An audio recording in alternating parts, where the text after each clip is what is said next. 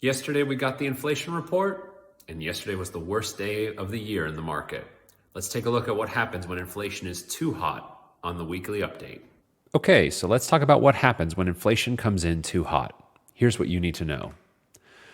First of all, summary of the news. CPI, we just got it yesterday. It came in above expectations in several critical categories. So core headline inflation came in at 3.1. It was expected at 2.9. Core inflation came in at 3.9. It was expected at 3.7. So all around, this report was too hot. But if you'll remember, I said that the inflationary trend was over. I called the inflation episode ending maybe 2 or 3 weeks ago. So how does this report jive with, my view on the economy right now? Well, the devil's in the details. Let's take a look at the components of inflation. This is the year-over-year percentage change in inflation. Red bars are where we were in 2022. Blue bars are where we are in 2024. So this is as of now and as of June of 2022, looking backwards 12 months. Here's how much inflation we've experienced. And what do you notice if we just focus on the blue bars here for a second? For the goods economy, for buying or selling an item, inflation has ended. Food at home, new cars, medical care, apparel, used cars, gasoline, oil, and gas utilities, all at 2% or lower. But what's interesting is the services part of the economy, transportation, shelter, food away from home, electricity, all of these are still running very hot, well above the Fed's 2% mandate. And so it's interesting that we have this dichotomy. How do we fix it? Well, I don't know that we really know that one. We know that the manufacturing economy, we can bring goods prices lower if we raise interest rates. But services? I don't know that we have a whole lot of data to back up what to do when you've got inflation in services. Another way to look at it, this is core inflation. And what you can see here, this is actually probably some of the most negative data I can show you. Here's core CPI where we are, but here's core services X housing. So this is not just a shelter story, this light green line that you see here.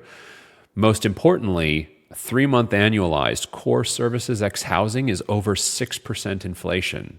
There's just, price increases are rampant right now. And this is services. This is the heart of our economy. So if you see everything around you getting more expensive, you're not alone. Buying the goods, buying the items, that pretty much has ended. But for everything else, prices continue to go higher. This is way hot. And not only did it barely ever touch the 2% mandate, but now it seems to be accelerating. The Fed's going to have to step in and do something about this. Unsurprisingly, because of this hot inflation report, the number of rate cuts this year, starting out this year at around 6, is now down to only 4 rate cuts this year. This was one of the things that I warned about earlier in the year where I said, hey, we've got a lot of expectations right now.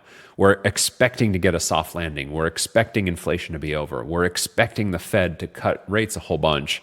And what we're seeing right now is one of those expectations just isn't living up. The reality isn't living up to, what we were hoping for. So what does this all mean when you get a too hot inflation report? Well, first of all, market expectations were high going into the CPI print. They were expecting that inflation was over, and it still may be so. Remember that economies undulate. It's like waves, it's like the tides.